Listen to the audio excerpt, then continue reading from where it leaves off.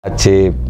Itu rumahnya jadi angker, katanya juga ada sering orang minta tolong, jerit gitu-gitu, tangisan di rumah Sumanto sendiri itu. Betul, Bu? Ada kabar kayak gitu. Gimana? Ya kaget. Cuman kaget sedikit lah. Kaget sedikit. Tidak pantas, nggak umumnya sih mayat masa dibawa pulang dimasak. Itu udah dipotong-potong, tengkorak-tengkorak udah dikumpulin, jenis pemaduan juga udah dipisah. Waduh, ngeri ya teman-teman. Oh, berarti jadi selama ini yang mungkin Sumanto itu diceritakan sama Bapak, ternyata dilakukan juga itu ngambil mayat yang katanya kalau dagingnya dimakan bisa jadi kebal gitu. Kekebalan, intinya nyari kekebalan. Oh, waduh.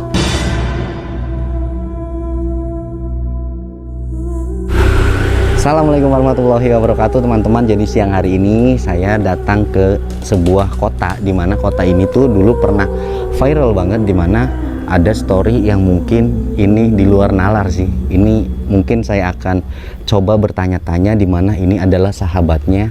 Iya, betul banget, kita ada di Purbalingga, di mana dulu ada seorang yang mungkin aneh ya, makan tubuh manusia gitu. Jadi gimana ya, nggak apa-apa lah ya kita ngomongin aja. Jadi bener banget teman-teman, saya ada di desa Sumanto, dimana waktu itu mungkin 10 tahun belakangan ini atau berapa tahun gitu ya, nanti kita tanya aja langsung sama sahabatnya. Dan saya sudah berhasil menemukan teman, berarti sehari-harinya gitulah, bisa dibilang sahabatnya. Langsung aja kita ke sini teman-teman, ini rumahnya. Kebetulan bapaknya juga pengrajin ini, bikin-bikin kayak stick-stick gitu. Assalamualaikum. Waalaikumsalam. Pak. Denny, Pak. Oke. Pundi aslinya? Tegal, Pak, saya. Pak, boleh pasangin ini ya. Ini mikrofon, maaf Pak. Maaf, iya. Bapak kalau boleh tahu nama Bapak siapa? Ahmad Sumarto Al-Tayyim. Ahmad Sumarto Al-Tayyim. Bapak Ahmad Sumarto Al-Tayyim, teman-teman. Jadi kalau boleh tahu, Bapak ini bener sahabatnya Sumanto ya Pak? Oh persis, betul. Persis ya? Ya, terus. Karena katanya saya juga dapat informasi sedikit lah, rumah ini sering buat main Sumanto gitu. Sumanto, betul. Dulu, iya betul. Iya betul.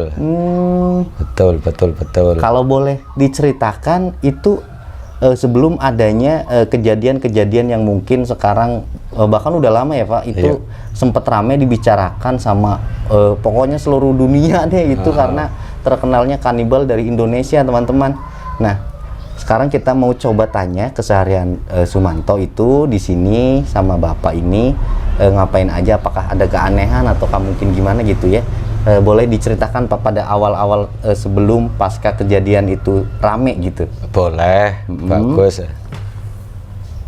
Tuh pertama, tuh merantau ke Gunung Madu, Mangkas Tebu. Di sana 1 tahun, temennya banyak sampai 40. Begitu pulang, dia nggak pulang sendirian. 3 tahun pulang, ketemu sama teman-teman di sini, ngumpul di rumah saya. Di sini udah 3 tahun, dia kerjanya kaum buruh, apa saja mau lah. Iya. Nyekop pasir, nyangkul, tani, rajin mengaji. Dia orang Islam. Nah, rajin ngaji pertama niku. Rajin ngaji. Terus cerita-cerita. Saya nanya, "Loh, kok baru pulang?" Katanya Sumanto tuh punya bini di Sumatera. Punya anak 1 katanya. Terus di sini udah 3 tahun, ya kerja terus. Nggak milih lah kerjanya lah, kaum buruh.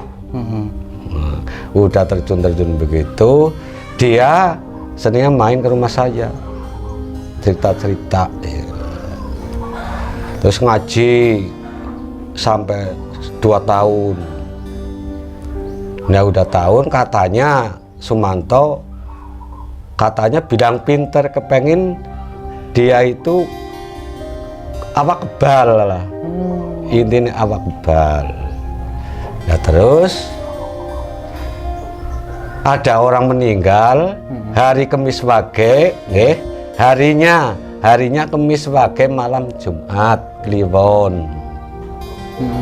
Nah terus Sumanto lari malam jam 12. Mayat itu diambil secara probong bolong, boten diduduk, nggak di gali, terowong diambil. Udah diambil, diwadahi karung, taruh karung, diboceng kepada sepeda laki lah. Malam itu dibawa pulang. Terus dimasak sama Sumanto, dimakan, ada yang dicampur di wetan beras. Ya Allah. Dan mayatnya itu udah tua lah, umur 70 tahunan. Udah 70 tahunan. Ya mungkin dia Sumanto mungkin ada peminatan kekebalan mungkin. Yang dia pengalaman Sumatera. Gunung Madu. Ini ku jelas. Nah, itu sebelum melakukan istilahnya pengambilan mayat, di mana itu pas meninggalnya Kamis Wage Jumat Kliwon ya Pak? Iya, waktu meninggal Kamis Wage malam Jumat. Dan malam Jumat terus diambil mayatnya. Mayatnya. Nah itu sebelum itu berarti Sumanto ngambilnya itu malam Setu. Mayatnya matinya bulan hari Jumat Kliwon. Jumat Kliwonnya. Oh. Berarti sempat bercerita ke Bapak juga Sumanto pengen punya ilmu kekebalan gitu. Ya udah pernah. Wong kadang-kadang di sawah, jabut budin. Itu ada ular, diambil, ditaruh sini, suruh gigit. Tangannya, ya ada ininya sampai mendarah. Sampai berdarah tangannya. Sampai berdarah. Tapi nggak kena upas, kayaknya heran lagi. Itu ular apa Pak? Beracun, nggak tahu ular apa itu. Enggak ada ini sengaja itu menggigit tangan, sengaja digigitin sama dia.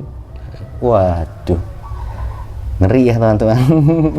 Oh berarti jadi selama ini yang mungkin Sumanto itu diceritakan sama Bapak ternyata dilakukan juga itu ngambil mayat yang katanya kalau dagingnya dimakan bisa jadi kebal gitu. Kebalan, intinya nyari kekebalan. Oh, waduh.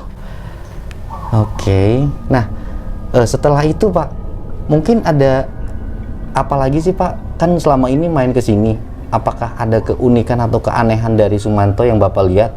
Seperti ketika main dia atau melamun atau mungkin apa gitu? Ya nggak ada melamunnya, orangnya orang suka kerja, kreatif lah, orangnya kreatif, suka kerja. Orangnya kreatif ya.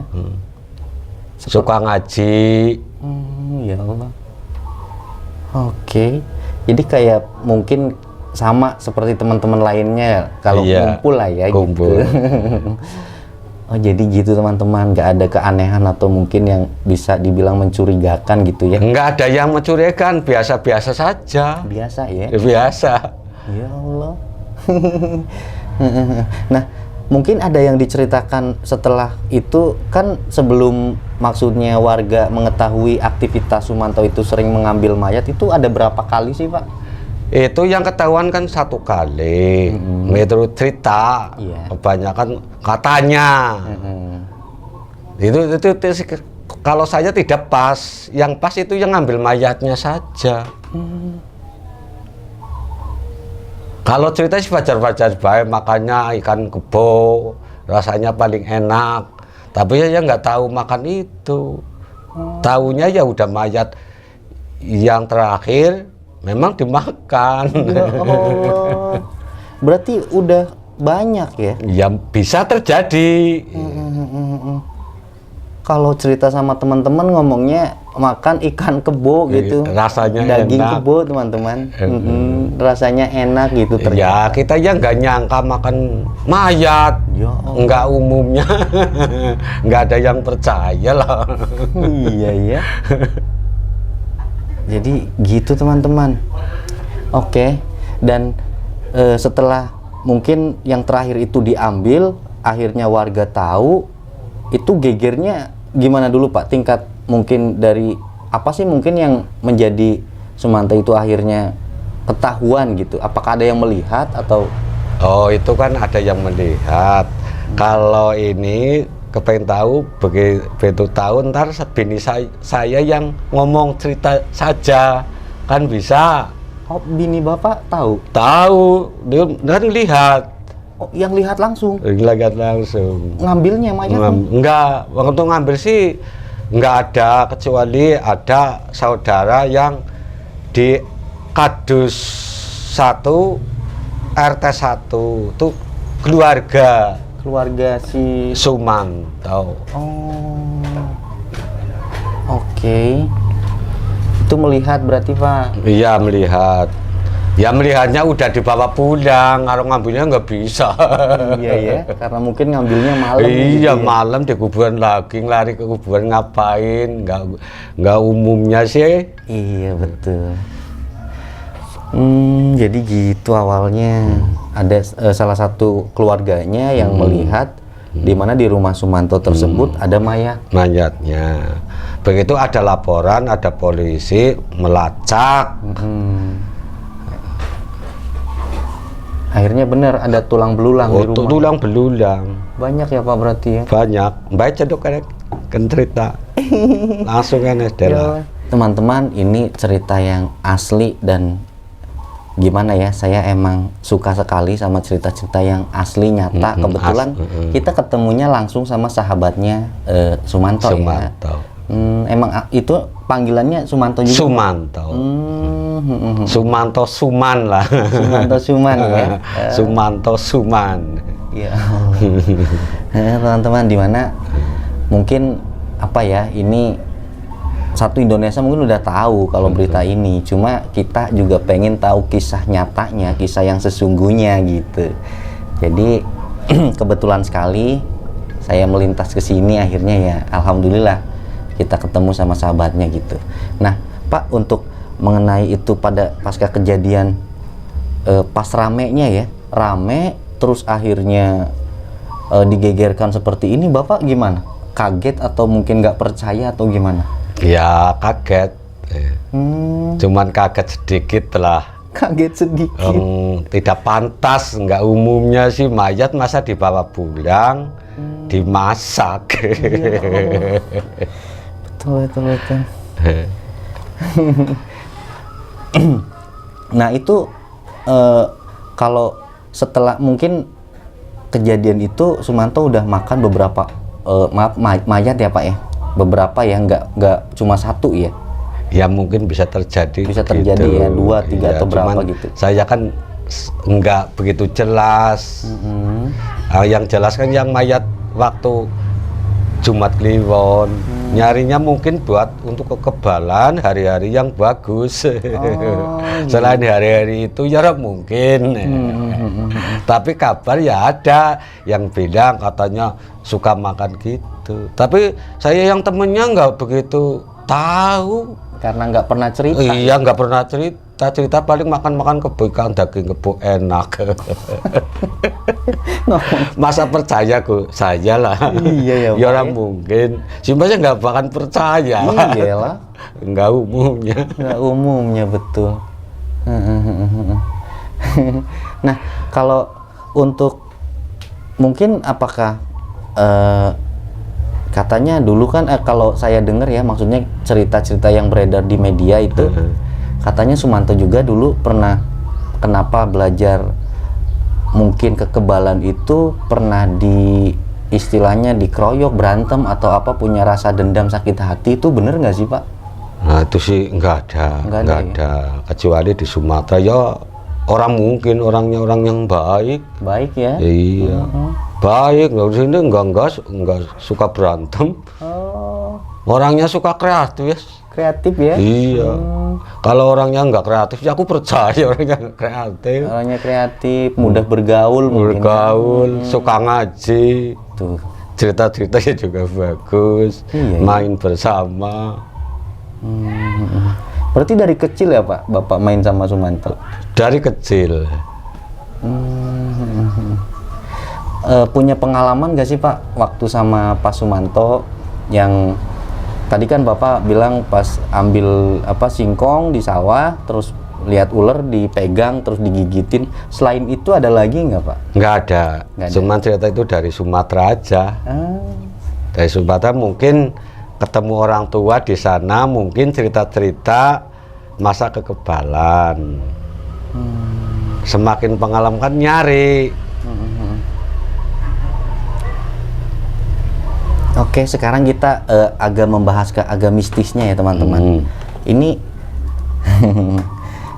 jadi yang kata Bapak tadi, istri Bapak melihat itu di mana di rumah Sumantonya ada mayat itu udah kondisi dipotong-potong atau masih dalam bentuk orang? Itu udah dipotong-potong. Tengkorak-tengkorak udah dikumpulin. Jenis pemaduan juga udah dipisah. Ya Allah. Pemaduannya udah dipisah. Dipisah? Bisa. Jadi pas Bapak sempat ke rumahnya nggak pada geger saat itu? Enggak, kalau bini saya dah. Oh, bini ke berarti, sana. ya. Apa yang dilihat Pak di situ pas di rumahnya? Ya ntar Som. Mbak itu Lagi sibuk mungkin. enggak. Jadi istri Bapak ini teman-teman pas rame itu melihat ke sana. Takon ya dasar lagi mayat kepriwe. Ya kan larikna pertamane karo nyong terus Kang Gunung Madu ku ya setekane mayat. Gari cerita sih setekane mayat. Kok kan medu ndeleng. Pas ibu lihat di sana di rumah Bapak Sumanto. Udah dipotong-potong, udah jadi ikan. Oh, ini jadi udah bentuk potong-potong, nggak bentuk orang lagi. Enggak, udah jadi ikan lah. Ya udah Dimasak, tinggal disimpan. dimasak. Tapi tengkorak-tengkorak Disimpan. Nanti kalau mau makan ngambil digoreng. Ya Allah, ngeri banget. tengkorak-tengkorak udah dipisah, udah ada dikubur Oh, sama Sumanto. ya Allah. Oh, berarti gitu ya. Dan kebanyakan itu yang diambil wanita ya, Bu?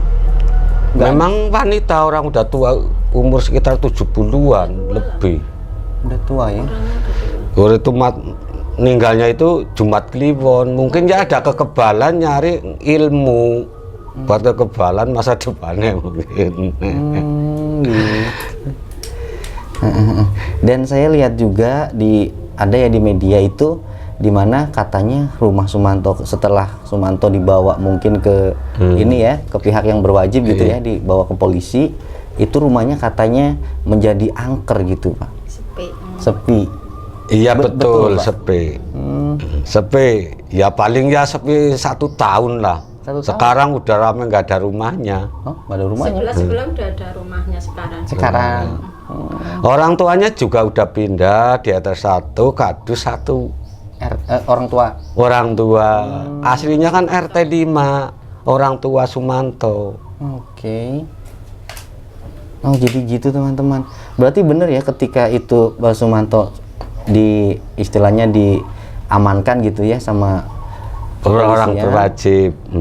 Itu rumahnya jadi angker, katanya juga ada sering orang minta tolong, jerit gitu-gitu, tangisan di rumah Sumanto sendiri itu. Betul, Bu? Ada kabar kayak gitu. Iya. Oh, ya Allah. Lah rumahnya jasa kapapat.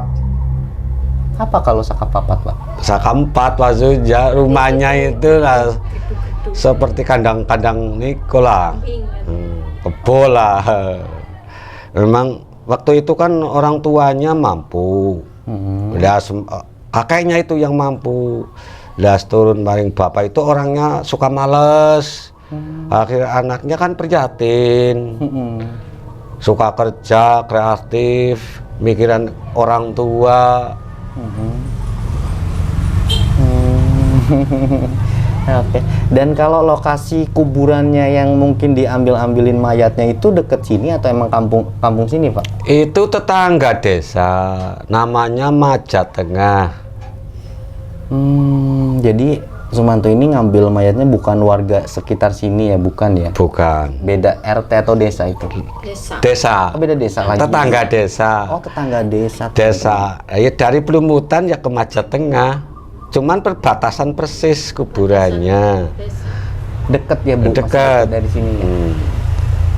Oke. Tetangga persis. Tetangga desa. Nah, jadi mungkin sepenggal kisah atau cerita singkat dari Bapak siapa tadi namanya? Ahmad Sumarto Al-Tayyim. Bapak Ahmad Sumarto Al-Tayyim itu adalah sahabat baiknya Sumanto ya, teman-teman. Dari kecil bahkan katanya. Iya, dari suka kecil main ke sini. Sampai mungkin dewasa, Pak ya. Iya. Pada saat itu sering main di rumah ini. Ya waktu saya di RT 4 juga mainnya di rumah saya saja terus. Makan bersama. Ya Allah. Iya. Jadi pas sahabat baiknya Pak Sumanto gitu ya, teman-teman. Dan pas banget gitu karena saya tuh emang suka dengerin cerita yang nyata, real gitu-gitu.